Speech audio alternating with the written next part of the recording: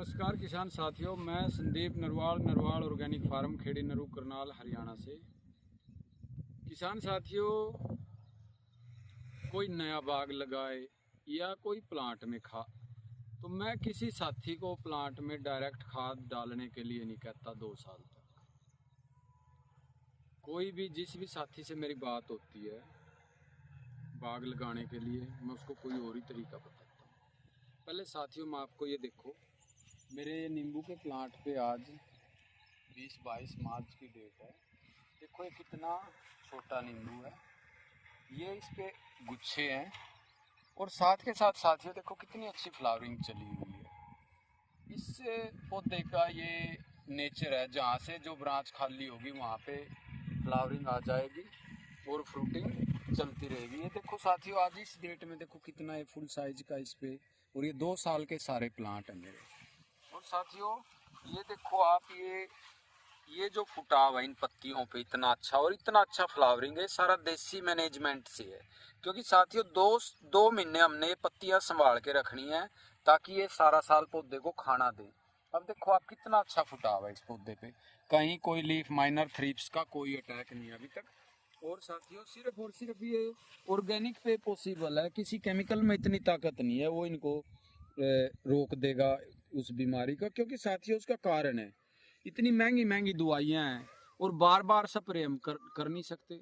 अब जो देसी चीज़ें हैं हम वीकली स्प्रे करते हैं, तो उसमें मान लो हमारी लेबर लग रही है, 2 महीने हम चलो काम कर लेंगे, लेकिन हम अपनी फसल को तो बचा रहे हैं। अब देखो ये फ्लावरिंग कितनी गुच्छे में फ्लावरिंग है, जहाँ से ये टहनी खाली है तो गुच्छे में फ्लावरिंग आएगी। अब साथियों ये देखो पहले वाला फ्रूट है जो ये इस पौधे में बीच बीच में सारा जो, अब क्योंकि साथियों बल्क में नींबू नहीं टूटता, अब 10 किलो 5 किलो ऐसे देते हैं। तो ये देखो यहाँ पे जो खाली है वहाँ पे देखो कितना बल्क में ये गुच्छे में है फ्लावरिंग। तो साथियों ऐसे इस प्लांट का काम है, इसका देखो आप इस प्लांट को, तो ये किसी एक प्लांट को मेरा फिक्स नहीं है भाई। किसानों को दिग्भ्रमित करने के लिए हम कोई एक प्लांट चूज कर लें और किसानों को उठा के दिखा दे ठाके और उनको गुमराह किया। तो साथियों मेरा जो अब ये देखो इसमें ये पूरे जो आगे मई जून तक जाएंगे ये नींबू, जो इस साइज के नींबू।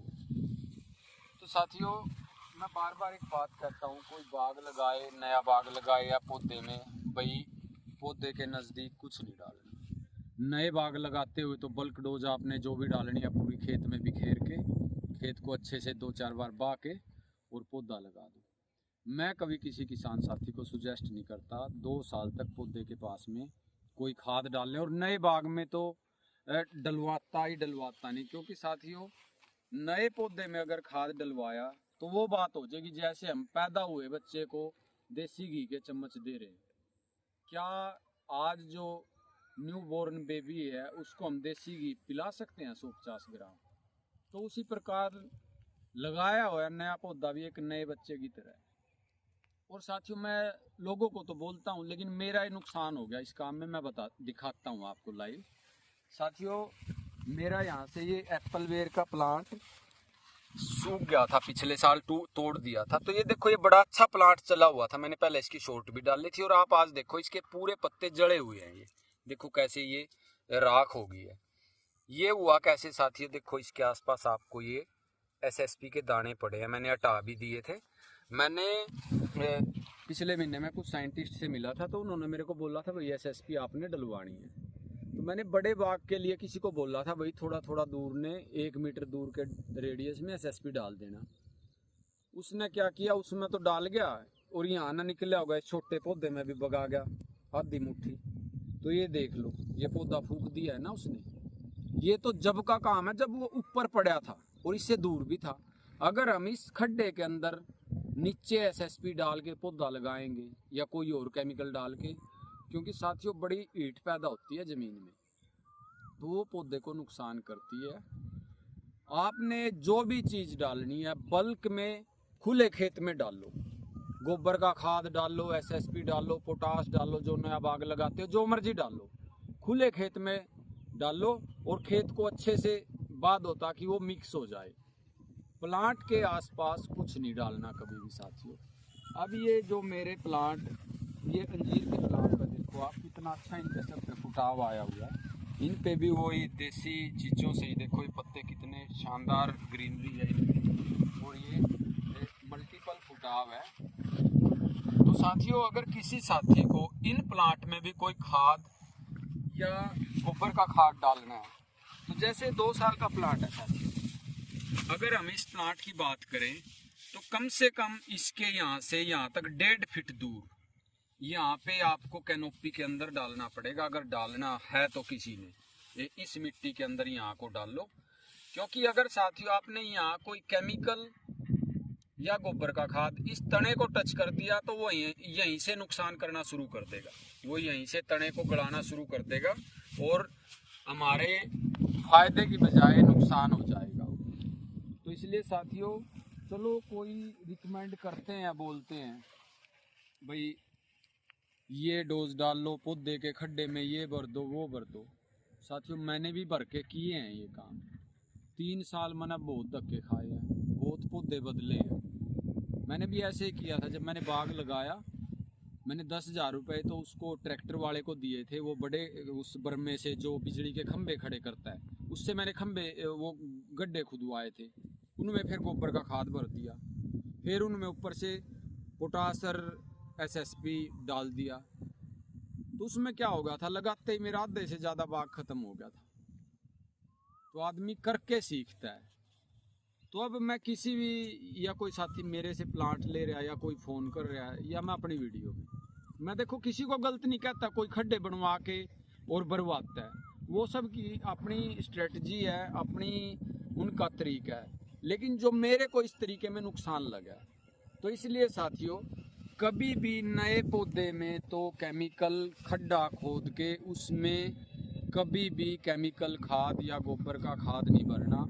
वो पौधे की जो नई वाइट रूट्स होती हैं उनको वहीं सड़ा देगा और पौधा चल नहीं पाएगा।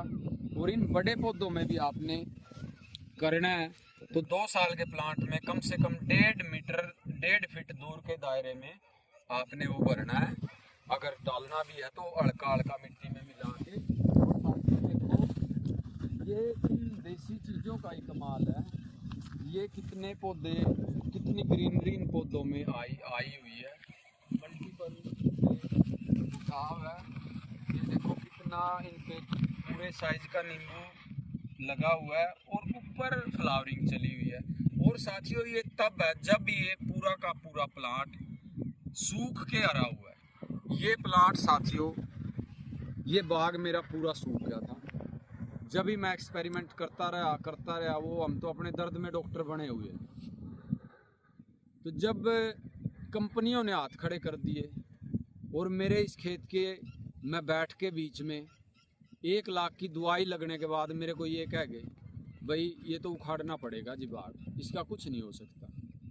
और मेरा खेत है साथियों गांव के बिल्कुल नज़दीक। तो क्योंकि आदमी की जब बाग फेल होता है, और ख़ासकर नौकरी पेशे वाले आदमी का, अगर कोई नौकरी वाला आदमी खेती की तरफ जाता है तो वैसे ही हमारी सिविल सोसाइटी के टारगेट पे होता है, तो फिर वो फेल होता है तो फिर लोगों को कहने का मौका मिलता है। तो साथियों, हमने तो मेहनत करनी नहीं छोड़ी, एक्सपेरिमेंट नहीं छोड़े, हमने तो लोगों का मुंह बंद किया है। ऊपर वाले की दया से जिन तरीकों से मैंने इस बाग को ठीक किया था अपने को, आज उसी तरीके को, उसी टेक्निक से पूरे देश के अंदर हमने 500 से 700 बाग ठीक कर लिए। किसी किसान से कोई कंसल्टेंसी नहीं ली। ऑनलाइन मैं अपना ज़्यादातर काम ऑनलाइन, भैया आप वीडियो कॉल करो और दिखाओ और हम उसको बता सकते हैं। हमने वो ट्रेंड शुरू ही नहीं करना भैया हम बाग की विजिट करेंगे, हम फीस लेंगे ना साथियों, इतना टाइम है। मैं राठी साहब के पास चला जाता हूँ, पंचकुला मेरा चक्कर लगता रहता है, तो उनके पास मैं जितनी बार गया आज तक मैंने कभी उनसे कुछ नहीं लिया। जो भी जिस मेरा दिल मानता है या कोई नज़दीक है मैं जा आता हूँ अगर टाइम हो तो साथियों, इस जदाम सल्फर के रूप में और इन देसी चीज़ों के एक्सपेरिमेंट ने बागवानी में हमारे को नई उम्मीद दी है और उसके बहुत रिजल्ट आए हैं। हमने इस जो एक मेरे पास कलकत्ता से आए थे, उन्होंने चाय के बागान में भी जदाम सल्फर एडवांस का ट्रायल किया, वहाँ भी 100 का 100% सक्सेस रहा है। मैंने यहाँ से बना के उनको कोरियर किया था।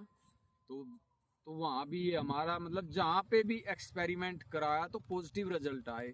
और सबसे बड़ी बात है साथियों, आपने किसी को कुछ नहीं देना, आप घर पे बनाओ। खर्च कितना, खर्च खेती में रहा ही नहीं है।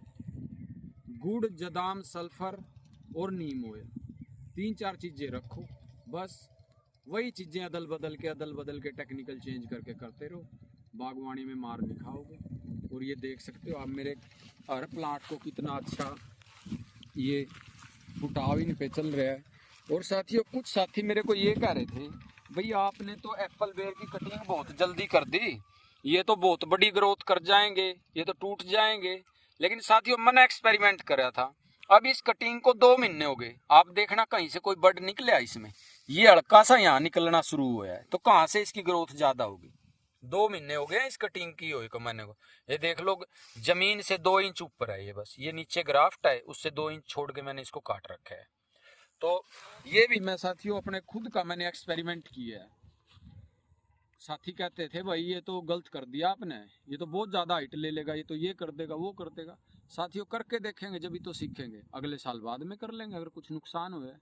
अब इसके पैरेलल मैं उधर वाले खेत में बेरियां भी लगा रहा हूँ साथ के साथ मल्टी क्रॉपिंग पे, तो उनका भी रिजल्ट देखेंगे, इसका भी रिजल्ट देखेंगे। तो बाकी साथियों खाद से बचो, पौधे की जड़ में बिल्कुल तने को टच करके कभी भी कोई भी गोबर का खाद या केमिकल यहाँ टच नहीं होना चाहिए। और नए पौधे में कुछ नहीं डालना, बल्क में आप कुछ करो। ये घास ही जिंदगी है साथियों, बाग की ये घास है ना, यही जिंदगी है। अगर ये घास नई बाग में आप यूज करोगे, इसको जड़ाते रहोगे, तो बाग को दुनिया की कोई ताकत सक्सेस नहीं कर सकती। कोई भी, चाहे आप हर दिन उसमें डोज डालते रहना, लेकिन कभी कामयाब नहीं होगे बाग में अगर आपने मल्चिंग का प्रयोग ना किया, मल्चिंग का ज़्यादा से ज़्यादा पौधों के आसपास ना की।